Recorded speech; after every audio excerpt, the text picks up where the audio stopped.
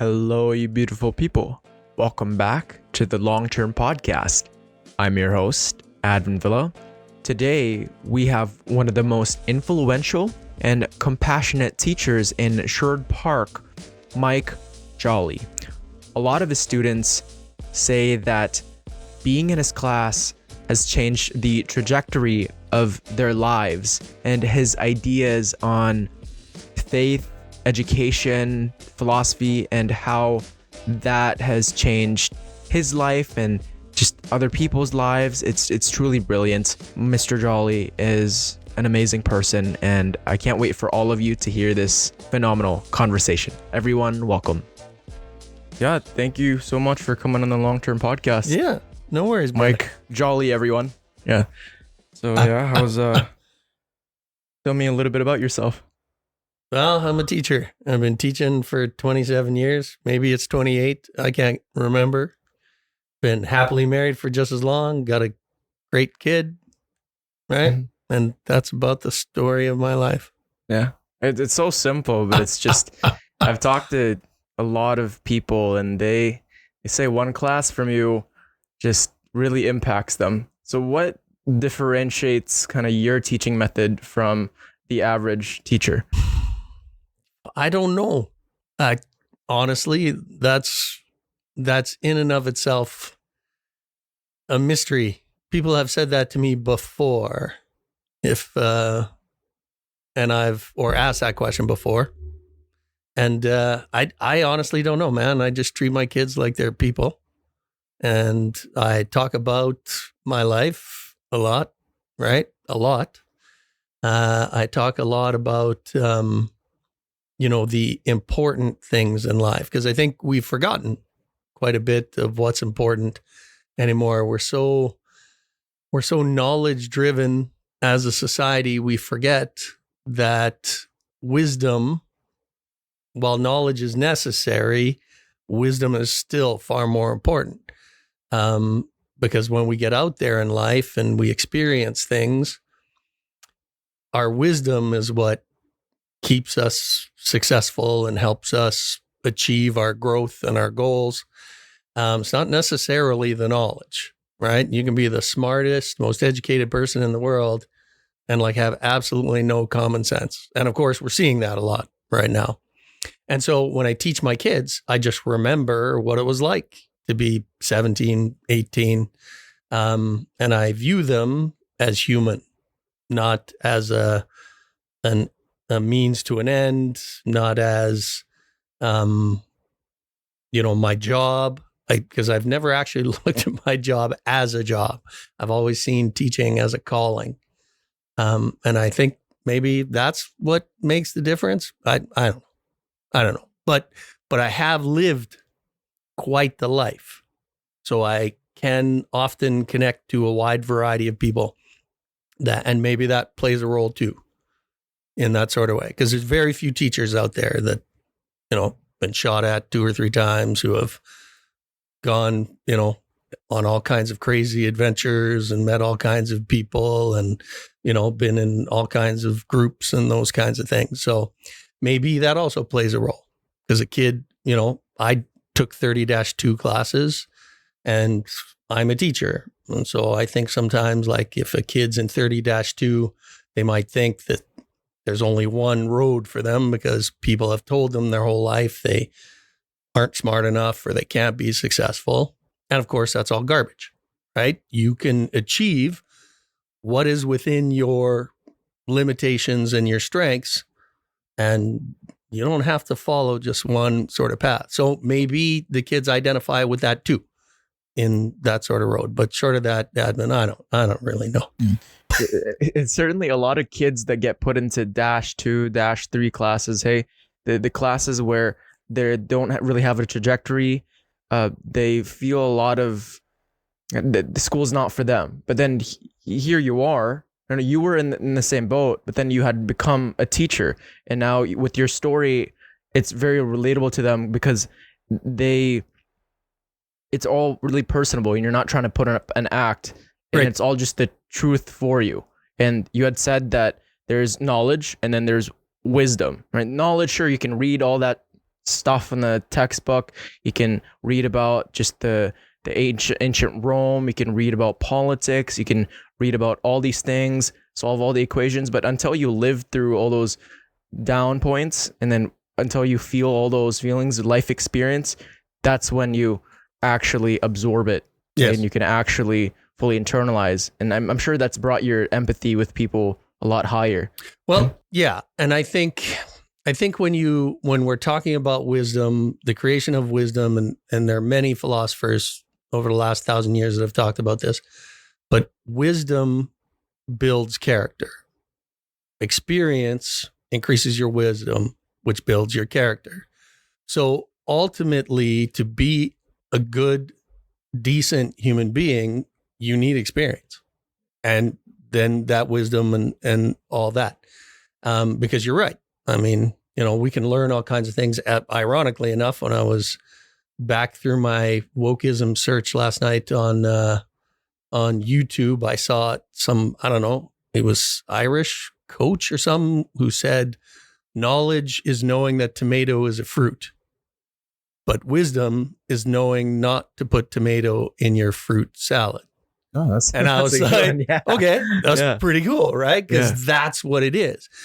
How much value does the straight knowledge have without the practical wisdom and experience to apply it to your everyday life and everybody else's? Because ultimately, we have a responsibility, whether you believe that from a religious perspective or even from a social perspective.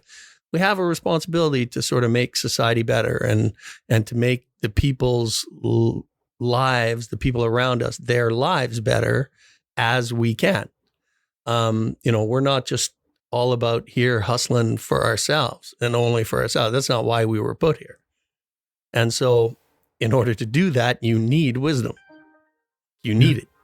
Yeah. It definitely catapults us to be able to have that purpose, that drive, that meaning, hey, where, okay, you learn something, but actually putting that into action and having a purpose, having an objective aligns our actions with their values. Yeah. Right? And if you have authenticity, loyalty, then if you align that with your actions, then of course you're going to amalgamate that and it's going to become true. Right. So with your personal journey, I know faith is a big thing in your life. Yes. How has your faith journey evolved over the years, and what pivotal moments have shaped your beliefs? Okay. So just to start with, I'll say I'm very blessed to have been born in a family, a Catholic family, kind of. Okay. Because I was exposed to information that has been crucial to my whole life. And again, the journey starts and ends and starts and ends and all those kinds of things. When I was a young kid, I thought God was like a person you brokered with, and I'd be like, okay, God, I promise I'll behave this week so long as I pass this test. And sometimes I still do that a little bit. It's quite embarrassing. But that's right. God's a deal maker. And then, you get a little older and then you learn a little bit more. But in the end, when I was a teenager, I was an altar boy. I kind of liked being an altar boy for the structure. Kind of made church less boring because I had to remember, okay, this is where I ring the bells, and okay, I got to make sure I remember. And it was cool. But then again, the kinds of friends I had in high school, we were all headbangers. They saw me be an altar boy once, and I didn't have the courage then. I didn't have the character then to stand up and be like, okay, with my beliefs. So I just sort of quit that and shuffled that. And then, of course, as you get even older, your mom comes downstairs and get up, we're going to church, and you're hungover and you're like, dude, I don't want to get up. Like, church is boring. I hate that stuff. And then, my dad had no use for the church, really. He always said he was a Jesus guy. And then when I got older and moved out and went to university and started studying theology, when I was in university, I learned all kinds of things that your normal media and normal people don't talk about. I mean, I understand people's displeasure with the church sometimes, and I get that. And when I teach, I more focus on my kids understanding the Catholic ethic, as opposed to necessarily, focusing too much on the actual church services or the actual sort of things. I want to focus on the ethic. And this is what Jesus said, and this is what we're doing. But when I was studying theology, I started dating this girl who was an evangelical Christian. And I went to her church once, people are fainting and things like that. And I was like, dude, this is not for me. But the one thing she really showed me was this idea that God's got this great big plan. And that was probably the first pivotal moment in my faith, because up until then, it had just been what my parents had given me, and through my own sort of reading. But outside of the Catholic ethic, the God's great big plan is a huge thing. So I'm going to tell you a story. Now I'm going to try and make it shorter. All of my kids, or most of my kids, have heard this story in a variety of different messages, because there's a lot of things in the story that's very important. But just so you understand where I'm coming from in terms of this idea that God's got a great big plan, which changed my whole outlook on life. So Nicole gets cancer when we're 30. Okay. And so normally I tell the whole story about, looking at my wife and how much I realize what love actually is. Cause, I'm a firm believer that real love comes during the dirty times, the rough times, the ugly times. And when, I'm sitting there watching her in that hospital bed crying her eyes out after being told she got ovarian cancer, I'm like, this is love. I had never felt like that before. And I think, again, that's a God-given sort of thing. That's a part of our creation to feel that kind of love. So anyway, she has the surgery and all that stuff, and she survives. And, at first I'm really pissed at God because I only wanted to, all I ever asked was to find my soulmate. The rest of the stuff in my life, career-wise, whatever, I could have lived with anything. So then, you're staring at her death and you're like, oh my God. So I was angry at first, I'll be honest. But then I came to some realizations and blah, blah, blah. We'll make the story too long, so we won't go there. So then you fast forward 17 years, approximately 18 years, somewhere in there. And Nicole and I are sailing into retirement. We're like 46. She's a private banker, doing well. I'm doing well. We starting to make plans, it's just like 46. Yeah, 46, 47. I can't remember. I'm terrible. I'm going to pull some Joe Bidens today for sure. Anyway, what happens is that we're all comfortable. We're setting up our plans. We built our retirement home. It's perfect for our specs. And then one day I go to school, and the school had given me this position just to use. And I don't understand why they gave me the position.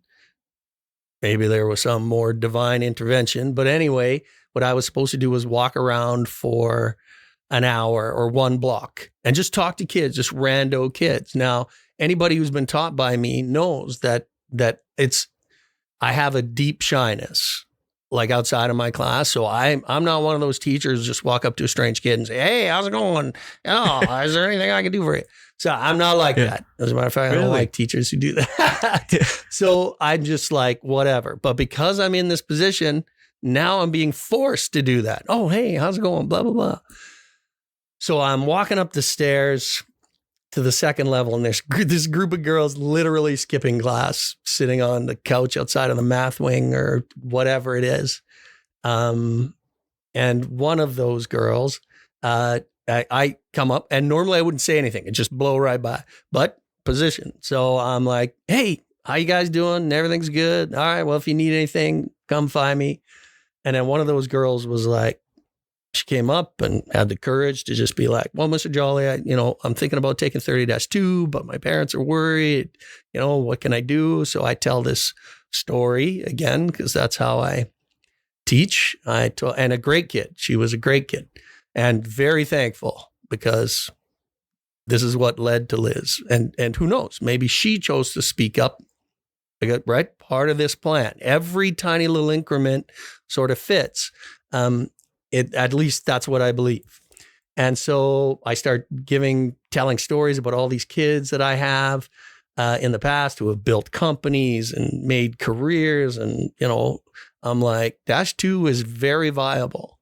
Okay. Never ever think that Dash 2 isn't viable. 90% of my kids are very successful in a variety of different fields. They have the character and the drive. They know what suffering is. They know what their limitations are. And that's what makes success out in that world. So anyway, and then I talk about like the 3 girls that Nicole and I temporarily adopted from Germany, and so they could come learn the language and blah, blah, blah, as examples as well. And then this one little girl sitting in a corner or just sitting on the floor. She goes, will you adopt me? And I was like, oh yeah, I'm sure your parents would love that, eh? Probably a pain in the ass at home, aren't you? Mm-hmm. And she's like, no, I don't have parents. I live in a group home. And I'm like, yeah, okay, whatever. So I just kind of blew her off because I'm like, how many kids? You thought she was joking? Yeah, well, yeah. How many kids do we have in Sherwood Park going to a Sherwood Park high school that live in group homes? Or what are the chances? Yeah, right? Yeah. Mm-hmm. So, and actually we had 2 kids that year who were, Liz and one other. So anyway, I just kind of walk away. And then as I'm going off to the side, one of the counselors or whatever is coming up and and I'm like, hey, I just ran into this kid who said she's living in a group home, asked me to adopt her. And this counselor was like, oh yeah, that's Liz. Yeah. She lives in like Northwest Edmonton in a group home there. And she leaves. She gets on the bus at like 6 a.m. or whatever it is to make it to school because she really wants to go to school. And I guess we found out that like 3 different families had, said they were going to adopt Liz, but then never did. And one of those families was in Sherwood Park and they cut her loose the year before. So, but she liked the experience of Jordan so much that she wanted to come back, even though she was living in a group home. So I'm like, okay, I'm kind of blown away by that. And then I go home and Nicole and I are eating dinner and I say to her, I say, oh my God, you can't believe this. And remember, we've temporarily adopted people before. And in Drayton, we even had students come live with us. Like when their parents had to take a different job in a different town, the parents came to us and like, hey, would you mind if our kid lives with you for a year just because they want to graduate with her? So we'd done that. But we are, like I said, sailing into retirement. So I tell Nicole the story about this little girl and fully expecting my wife to be like, oh yeah, that's so terrible. Now let's watch our show. Right? That's what I'm expecting. But all of a sudden there's silence. So I kind of look up from my food and there's like tears in my wife's eyes. And she goes, last night when I was at my aunt's and we were watching the Oscars, because I got no truck with Hollywood, but my wife likes to watch the Oscars with her family. I don't know. It's a thing. But she's like, that was the first time I ever felt I missed us having kids. Like I regretted us not having kids. And then she kind of looked at me and she said, well, maybe God is talking to us. And I'm like, okay. So then the next day I found Liz. I said, listen, you got 7 days to decide if you want Nicole and I to adopt you. I'd never taught Liz. I didn't even know who she was. Right. And like I said, just some rando kid sitting on a floor asking me to adopt her. And so funny. By the end of, and I said 7 days, because I said, if you become a Joly, there's a lot of pressure. Like, the Joly name is known like all over Alberta. I said, like, this is you, right? This is, you better be responsibility. Sure. Yeah, it's a responsibility to some extent. Even before me, like my family, there's lots of Jolys everywhere, right? And like, yeah. So anyway, including one in the news, but we'll talk about that after.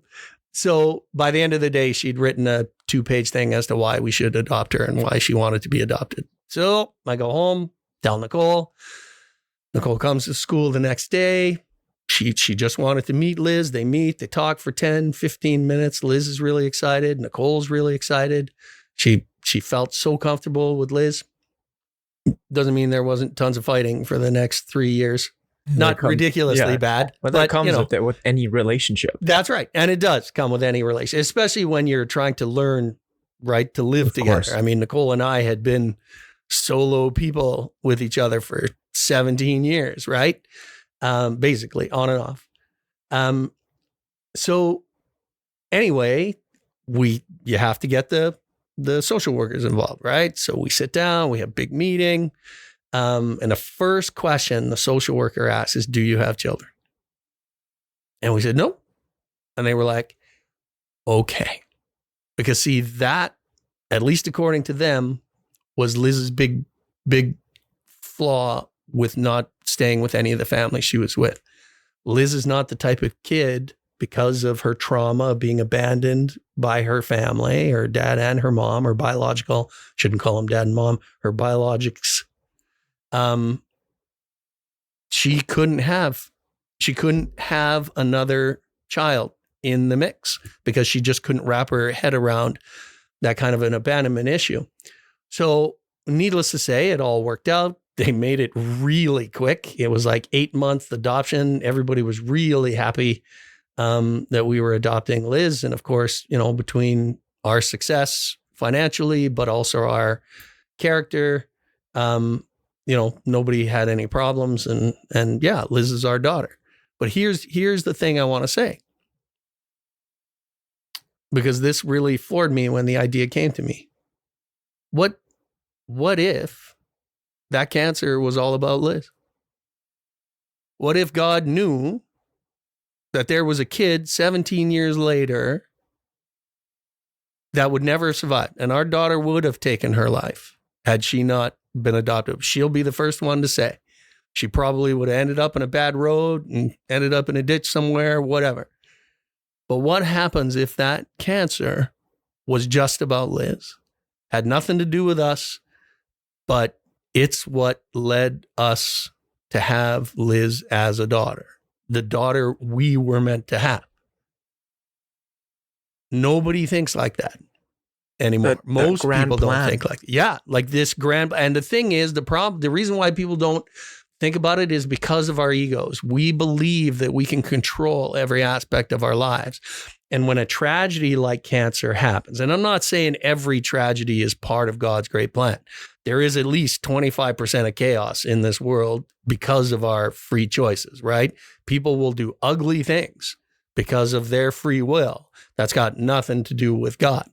But every once in a while, if you're paying attention, you might actually see a design unfold. Now, if you're not a Catholic, you might say that's the universe, right? The universe has a great big plan, and that's fine. I'm all okay with that too. But I'm a Catholic. I believe in God. And, because of our egos, we could never believe. Most people cannot believe that there's something outside of themselves that might be opening doors. I always explain to my kids, it's like God will put a door in front of you, but it's your responsibility to kick it open. And if you follow those doors, you will end up in a happy place. If you ask any single person, a person that's been through just let's say a rock bottom, right, and they're in a better place now, if you ask them if they would erase that moment in time, every single person I've asked, every person I've listened to in interviews, successful people that have gone through just unimaginable things, they say they wouldn't change it. Right. And that's some of these people are on a say that in a secular note, but God is there. God aligned all these things to happen for you decades later to finally fulfill your role in this chaotic world. Yeah. I mean, for all I know, Nicole and I getting married might have also just been about Liz. right? The fact that we met, because that's the other thing, like the odds of meeting your soulmate in a world of like 8 billion people is like pretty incredible, right? Like that's like when you think of the odds. And again, when I explain God's plan to my students, I often say to them that the main reason why I started really believing in it after I learned about it from this girl that I dated, and I should have learned about it earlier as a kid who went to church, but I always pay attention, right? I didn't know what "let thy will be done" meant in the Lord's Prayer because no one had said it to me plainly. And I will always, right, always thank that girl for explaining it to me in a much more prosaic way that I could understand it with my limited brain. But I always explain to my kids that it's about math. It's about math to some extent, because there can only be so many coincidences where everything's pointing in the same direction, where it becomes mathematically impossible for it to be anything but an actual purpose, right? You can say, oh, that's just coincidence. Okay, that's coincidence. Okay, that's coincidence. But by the time you get to the sixth coincidence, I'm pretty sure mathematically it would be impossible, odds-wise, for it to still be a coincidence. When you got 6 things in a row pointing you in one direction, can we still call that coincidence? Or is there some sort of guiding thing there, right? And I've had that happen. I could regale you all day with stories where I could be like, this happened, this happened, this happened, this happened, this happened. And then I became a teacher. Yeah. That's right. It's mind blowing how all these things, like if I didn't go that day, I wouldn't have met that person, which I wouldn't have had that opportunity. If I didn't go to the class that one day, I wouldn't have met this person, which wouldn't have opened up that door for that job opportunity. And then maybe meeting that teacher, being in Mr. Joly's class, opened me up to that mindset. And what you had just pointed out right there is something a lot of students have never been told in their lives, right? That purpose talk, that meaning talk.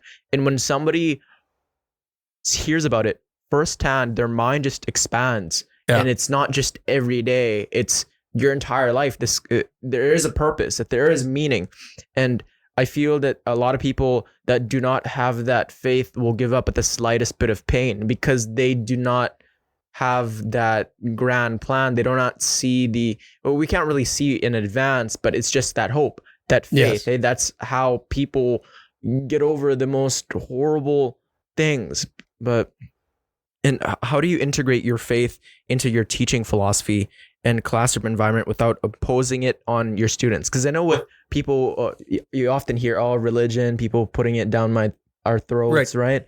But how do you, it seems like you've really convinced people to adopt the mindset that you have by just telling the truth. Yes. Well, and that's the key, right? Is just to tell the truth. And sometimes they're hard truths and sometimes they're great truths. But even building on what you were saying there about that purpose and the rest of it is, I wish someone had explained that to me, right? I had to learn all that stuff either by reading really good authors or by living it and then realizing, okay, I got punched in the face, but look, I can still get back up. I can still succeed. I can still go forward. I can still kick open doors. So I think when I talk to students, I take, first of all, Jesus's tack, which is to teach through story, right? Tell my kids stories, talk about the people in my life, talk about those kinds of things. And I think that sets people more at ease. I don't necessarily, I know kids always say that religion down the throat, but I don't. And I do, maybe I understand that in terms of the fact that there has to be a certain amount of like, here's the truth, you decide. Because Jesus, that's what he did, right? Like one of the things that people forget, not only in the Catholic Church, but also the outside of it, the secular world, the media-driven world. Because the media, one of the things that have really pushed me to be more driven faith-wise, even in my classes, is because the media is always lying. Like it's so bad now. And as you said, people get through with that hope, right?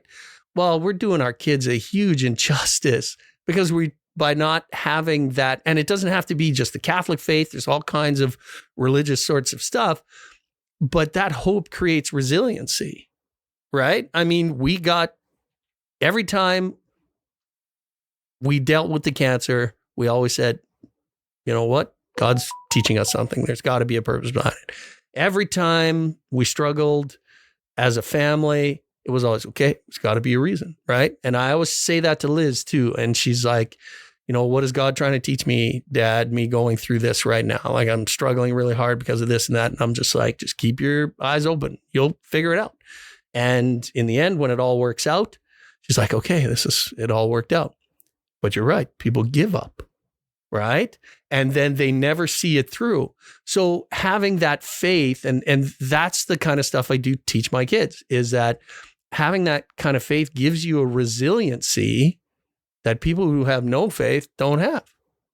And it bleeds into, even, we could talk about that also all day long, about when you're looking at the different things that are happening today, and even this grand battle between left and right, and the damage that wokeism is causing all over the place. A lot of that, I would say, from all the studying I've done for the last year, is that we're at this place because for the last 15, 20 years, society's been convincing everybody that religion is bad. And I'm not going to say that there's not problems with the practical religion stuff sometimes. Everything is flawed. We're human. We create things, blah, blah, blah. But the ethic itself is beautiful. It's beautiful. And that's why I just posit it to my kids. And the first thing I say to my kids, particularly in religion class, is this. I say, listen, I don't care if you become Catholic or you're not Catholic or you are Catholic or you're whatever. I said, if after the end of this class, you still look at me and say, Mr. Joly, I want nothing to do with Catholicism, I'll still respect you. But the thing that I can't respect, and I have seen it with several previous students, and it always saddens me, is that you bash Catholicism for things that aren't true. Like, I've got an uncle, right? Ayn Rand fan, believes that selfishness is a core thing in this world. And I love the guy to death. And he actually helped me develop some of my philosophies. And you know what? He doesn't like Catholicism or the Catholic faith because he believes in selfishness. Selfless? Why should I be selfless? Right? That's a legitimate reason. Okay, you don't like selflessness? I respect that. But if you're going to say the Catholic Church, you want to have nothing to do with Catholicism because it controls my life and it controls certain things, well, that's not really true. And that's where that freedom thing comes in. In my class, everybody's allowed to be free. Jesus came up, said, here's what you need to do. But it's still your choice, right? It's still you still have to choose the path. I don't judge my kids. I love my kids, right? And yeah, do they make mistakes? Yeah, I make mistakes. My wife makes mistakes. My daughter makes mistakes. Society in general makes mistakes. But the reality is to judge people. And then now we're even worse because now we're canceling people, which is absolutely as anti-Catholic as you can be, the concept of canceling. And that doesn't mean Christian churches haven't made that mistake in previous years. They have. Our church, I think, quite frankly, is coming around beautifully with our Pope and all the rest of that sort of stuff. But again, I don't focus on that. I focus on the values, the ethic itself. And I think that gives my kids the freedoms to take it for what it is, right? Because it is. As far as I know, and maybe I'm wrong, and anybody can correct me, but from what I learned way back in the past, that idea of loving your enemy is unique to Catholicism, to Christianity. It's unique. I've never studied any religion that had that philosophy before Jesus walked on this earth. I know that lots of religions and political concepts absorbed that after, right? Absorbed it. And then some people claim it's theirs, right? But he was the first, and how can you be mad at that? Like, how can you say that that's a bad thing?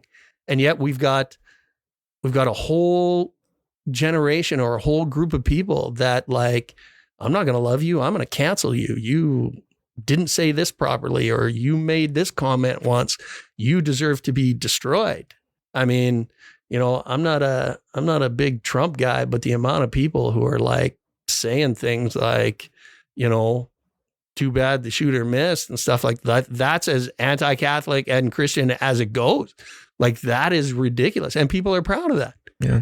If everyone were to adopt that Catholic mindset of love thy enemy, it's just, wouldn't this world just be perfect, right? If you didn't feel the need to destroy other people, and if people actually took the time to learn about Catholicism, to learn about their faith, to believe, to actually open up their hearts.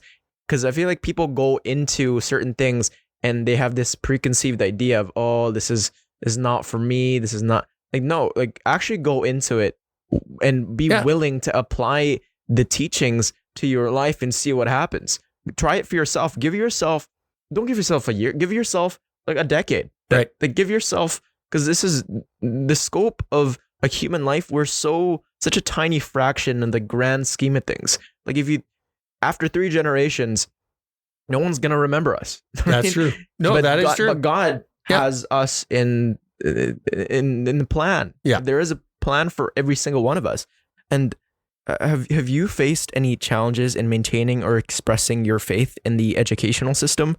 And how did you navigate those challenges? I don't see it as, I don't know. I've never really had an issue because I've always worked in Catholic schools. And I've only worked in 2 schools, actually. I've got a very limited repertoire. Loyalty. Well, yeah, it is important to me. The first job I got in Drayton Valley, at the end of the interview, I looked at the principal and I said, listen, if you take a chance on me, I promise I will not leave this school until you retire. And I've actually made that promise to our principal. Now, I said, I'm not leaving until you retire. And then I'll make my decision. And of course, in Drayton Valley, I was gone 6 months after Lorette retired. But yeah, so that's important to me.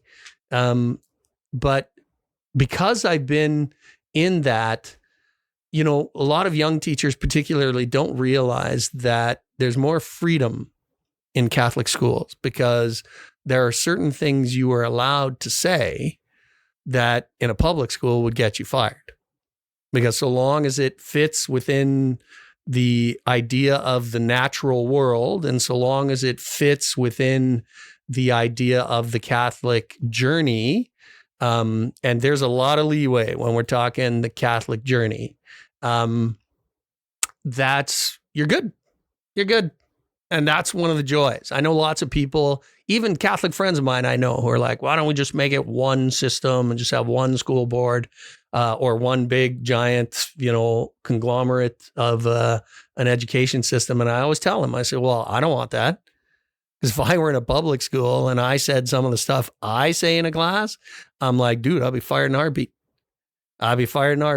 And I want to be able to still tell truths in class. I don't want to tell the government spin or the narrative that our governments want us to tell. Because again, when we were talking about hope, right? One of the reasons, and this, I'm not saying it's happening right now. It might be, but I don't know. But in history's sake, when you look at different conflicts, like let's say you look at the Khmer Rouge, right? Or you look at Pol Pot, who were the first people he killed? They were the teachers, they were the poets, religion, right? You get rid of all those people because those people offer hope. They offer something. And governments in general, even the most benign governments, right? They want to be your sole focus. And when you have religion, well, now that takes away, right? Now they're not putting all of their faith in you, and governments get nervous about that, right? And you'll see that. That's why Russia didn't want religion. They don't have a major religion. China doesn't have, right? They persecute sometimes, right? Instead. That makes people think outside the box, to actually think more than just their physical reality. Yeah. Because when you give a person the mentality of, oh, hey, my life can actually extend to an afterlife, or there is actually more meaning, more purpose, more authenticity, and there's all these values that you could adopt, but it's going to want you to revolt. It's going to want you to make change. It's going to want you to overthrow the government because you see the flaws and because you become more educated.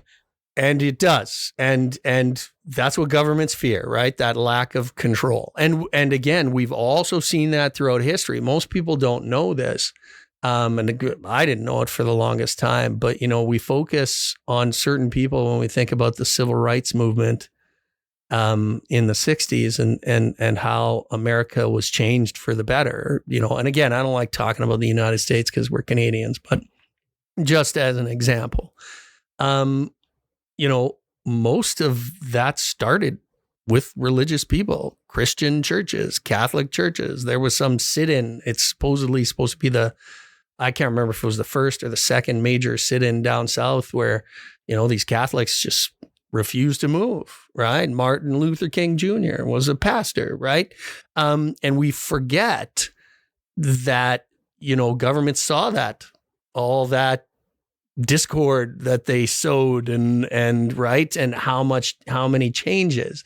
And the sad thing is, when you look at that, we see the attempt to do the same thing in the last 5 years, but not with that sense of purpose, that religious background. And it's a gong show. It's a gong show out there in terms, Thomas Sowell said that, and he was referencing, I do believe anyway, I could be wrong. He was referencing people today. He said protesters, and I'm just paraphrasing. He said something about protesters are useless people who have basically nothing in their lives, and they only protest, even if it actually makes things worse for the people they're protesting, as a means of making themselves feel better, as a means of stroking that ego, right? And it's that connection when even if you don't really believe in it, it's like you go into that protest and there's people like you that just think the same way. But I'd argue echo chamber. That you get more connection by believing in something, by having that faith. And a lot of people, because you're at that protest, they don't believe in that thing, so you just shy away from it, and it's the hardest path to travel at times. It is, because a lot of people will judge you for your belief system as well. And don't get me wrong, I'm like, I have kids and I love all of my kids. My kids will tell you that the only people that I ever judge, on average, I mean, we all judge and make mistakes, of course, right? We all do that, but it's the hypocrite, right? And that's why I started studying wokeism, because I was looking at the erroneous hypocrisy that's, excuse me, been going on, like ridiculous. But I got kids who don't believe the same things that I do, right? And then I love them anyway. I'm not going to judge them. And, I always tell my kids, so long as you are not physically harming someone, I'll always accept whatever you decide in your life.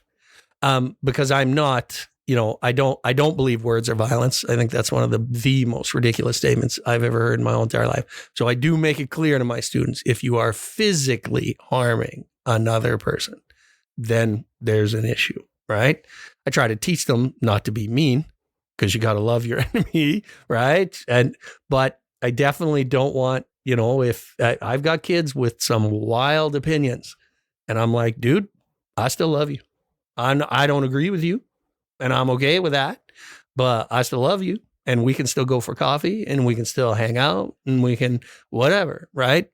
Because again, once kids leave my classroom, they're their own person. And I've had people go this way. I've had people go this way. People totally going I would talk about something in class and they did not even remotely filter down that road. But as you say, right, it's like people get into these groups and if you're feeling hollow, and I remember when I was 18, 19, 20, 21, feeling hollow because I hadn't found my purpose yet, right? I was bartending, was partying, making lots of money, doing all kinds of things. And, if we'd have had the internet back then, I don't know, maybe I'd have gotten sucked into some radical left-wing or right-wing group and started believing all of these sorts of things. Like, I don't know, man. I don't know. But I'm glad I didn't grow up with the internet. I think kids need to be a little more savvy with that, and again, that's what I try to do both in my religion and English class, is try to build my students' character to the point where they won't fall into those traps, right? Like I said, first thing I say is, I don't care if you accept or reject what we're talking about, but whatever happens when you're an adult, I don't want you to be one of those people posting lies about the Catholic ethic on social media. I don't want you being one of those people. If you don't want to believe that there's a God, you're free to do, but don't be bashing the Catholic ethic for stuff that's not actually true, right? Well, a lot of kids or a lot of people don't think for themselves these days. I find that when you have a person on the left, it's just so predictable what they believe in. Oh, they don't like this opinion because it just aligns with kind of the people that are in power, that have all the TikToks, that are making the posts, that are on the media. And then same with the people on the far right. It's like, it's predictable. Oh, they gun rights, like they approve of that, or oh, they're pro this, pro that.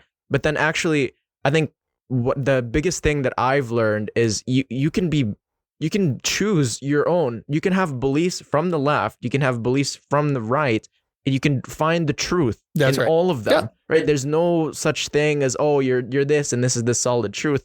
And a lot of students just bash on just this because they just want to feel a part of that connection, right? They just want to feel like they can be a part of a group that's more than themselves. But man, just really think for yourself. That's right. But it is that loneliness factor, right, dude? Like that it is that I don't have any personal connections because maybe I didn't have any friends, or maybe I had friends and then, once I graduated, we don't see each other anymore. So basically all I do is go to work and come home. And humans are social creatures. We need people around us. And so they gravitate towards that quite sadly. But I like what you say there, is that idea of choice, right? Because again, Christianity is all about freedom, or that's one of the three principal tenets, the pillars that hold up the Christian ethic, the Catholic ethic. Freedom is there. So when you think about choice, and you said people should be able to choose a little bit from this and a little bit from that. If I do have any problems with the education system, that's where it's stemming from. We are pulling more and more choices away from kids. And I think what happens is it's crippling them to the point where they can't think for themselves. See, it's not natural for humans to not be inquisitive. There has to be, humans by nature are inquisitive. That's how we created the civilization we created. Not always cleanly, but that's what we did. But that inquisitiveness can be beaten out of you, and I use beaten in a metaphoric sort of sense. And that's what's happening. So in school, kids go to school and there's this rule and this rule and this rule and this rule, and you have to do this and you have to do this. When I grew up, we had this favorite phrase, you have the right to fail. You don't want to come to class. You want to come to class high or drunk or whatever you do, you have the right to fail my class. Well, students don't have the right to fail anymore. They can make all the mistakes in the world. And the education system as a whole says we still have to pass them. I read that article on I think was that an interview with giving zeros? Oh, yeah. No, that was a long time ago. Yeah. And that was, I was just talking about problems within education. And I was mentioning how, the article is a good article, but there are a few things in there that there was focused on because of other things that I didn't want. My whole thing that I did at Teachers Convention, I did it twice, was just about character. We just should be helping kids build character. And if you don't learn basic skills like, oh, if I don't show up, I'm not going to get paid. Oh, if I don't show up, I'm going to fail. That's how people learn to keep jobs, man. That's like, school is supposed to be more than just knowledge. And see, the people who created no zero policies and things like that are people who are knowledge driven. So they say, well, if the kid knows it, why should he have to come to class? And then I would say, well, I understand they know it, but this kid's also got to learn things like being on time, being committed to something. When you make a commitment, you should stick to it. that's not knowledge stuff. That's wisdom stuff. And again, as we've already said, that's more important to me. So I just did a big talk like that. And yeah, it was a bit of a, I was very uncomfortable with the amount of exposure it got. I'm not going to lie to you. Yeah. You need to be able to teach these kids that it's okay to fail, that it's a part of the process. And you had mentioned that like some of these kids that you teach take your teachings and some of them go the opposite direction and some of them, you actually change their mindset. But at the end of the day, you tried your best and you practiced what you preached and you instilled in them the values of that faith, and you did your best. And that's the only thing we could do every single day. Can you share a story where your faith played a significant role in positively impacting a student's life? I don't know if I can share a story about that. I can, and I've twisted a couple of your questions up already today, so I apologize for that, Advin. Okay. But it's like I roll everywhere. Excuse me when I'm talking. Let's see. I can say and this warms my heart a lot. One of the things that I never look for, but I always feel good when it happens, is when a kid actually tells me that they learned something in my class or that they felt a change. And I remember I had this kid once at the end of my religion class who was like, yeah, Mr. Joly, I'm still not sure about this church thing. And he was a pretty out there kid, great kid, but yeah, most people looked at this kid and was just like, yeah, got no use for this kid. But he was a great kid, love him to death, and a hell of a singer. And he said to me in the last class, yeah, I still don't know about this church thing, but you're right. Jesus is a pretty good guy. I think I could take some lessons from Jesus. And I'm like, this is all I ask, right? This is all I ask.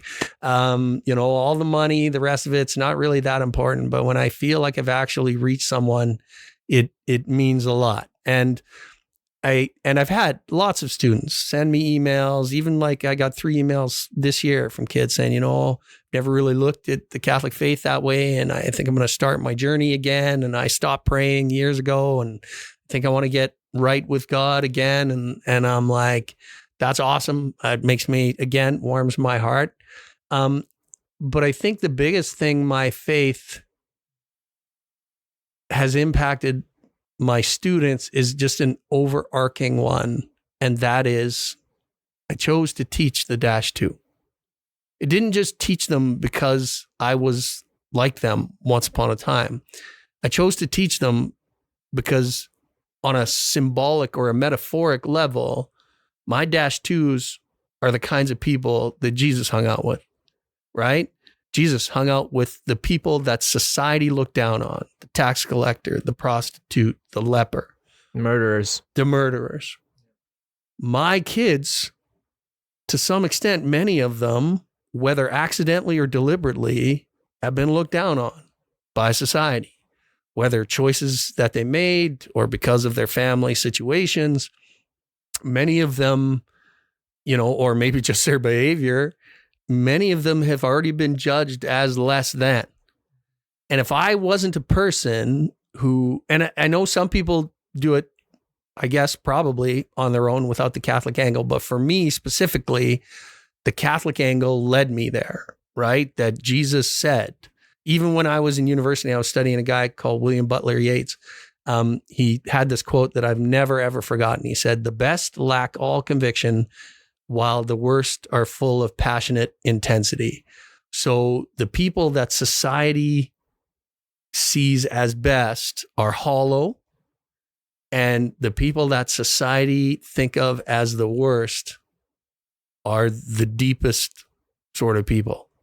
And that's what Jesus taught us. And I'm pretty sure William Butler Yeats got from that because he was a Christian Catholic kind of dude, if I recall correctly. And so for me, that's probably the most impactful, because when I look at my kids, I don't judge, because Jesus said, don't judge. I mean, I judge them when they're hypocrites, but I still love them. I judge them occasionally when they skip my class. I get pretty pissy about the skipping of the class. My kids will all tell you that, but I still love them. I teach kids that society looks down upon, just like Jesus did. I, teach the truth as much as I can. And it is a truth that is educated with experience as well as knowledge, right? I don't just throw around things willy-nilly, right? Like some teachers will literally just blah, blah. Like I watched some TikTok videos about wokeism and the things some teachers are teaching their kids scares me. But that's neither here nor there. I'm not there to judge. I'm not sitting in their class. I don't really know. But I do know that I try my level best to tell the whole truth too.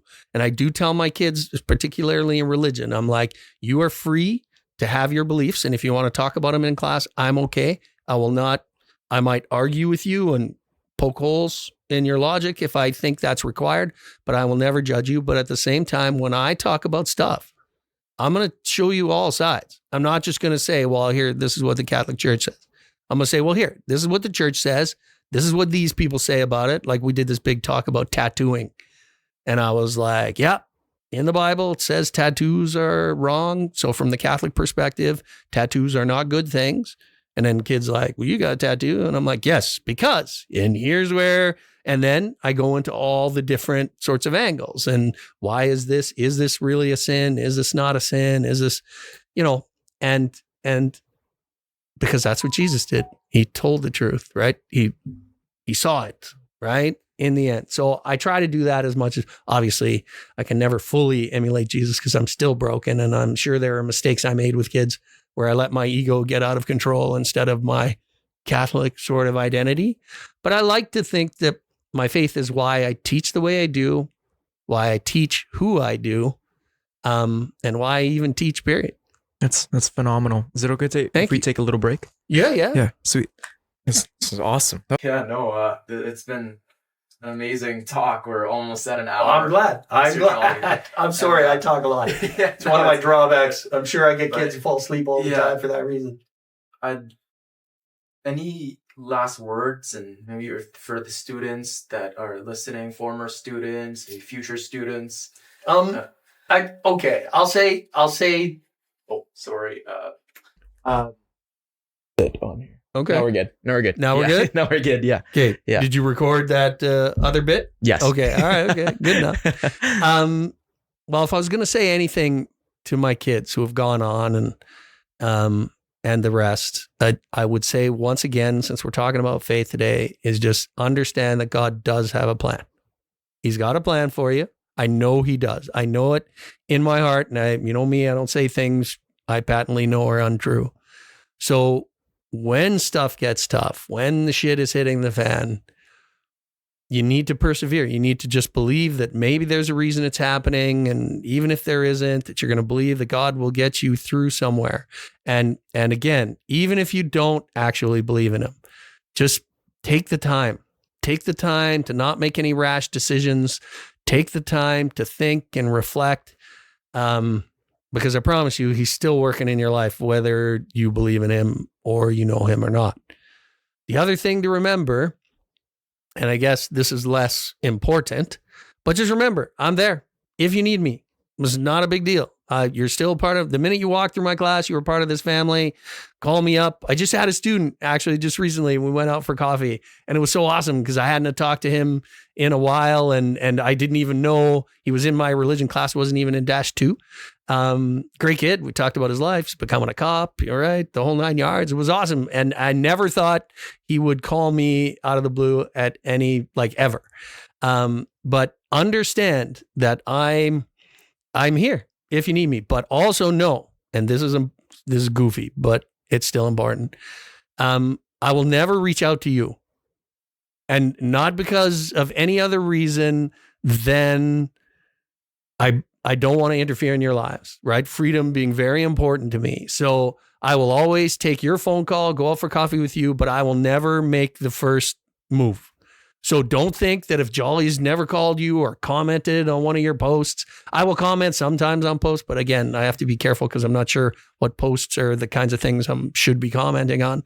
And that same goes with social media. If you get an invite from Mike Joly, it's not me, right? I have never invited, not a single one of my followers they have always asked me to invite them. I have never sent an invite, not even to my wife.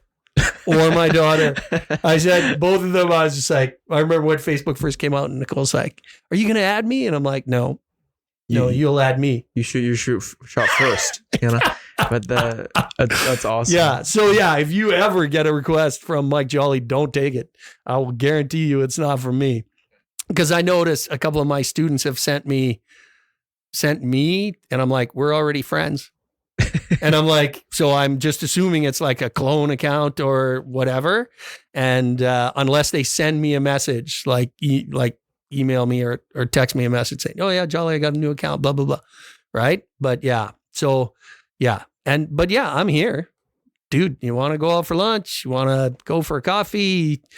Whatever, man. Thank you so much for coming on the long-term podcast. No Mr. problem, Joly. Advin. I'm very proud that you got this going. I'm very proud of you. This is good. Your story with Liz and Nicole, and that the whole philosophy that you go about life, and the impact that you have on the stories that I've heard. And I've only talked to a few of your students. The influence that you have produced in this world to be able to captivate young minds, and just keep being you, Mr. Joly. We all appreciate you, and it's just all your students and future students. We're all very, very blessed, and yeah, I appreciate you so much. Yeah, thank you very much, Alan. I appreciate that. Yeah, and as always, for everyone listening, watching, there is a place for you in this chaotic world. Never lose hope. Strengthen your faith and keep it long term. Peace. Awesome. Very good, Advin. That's awesome, brother. I appreciate that.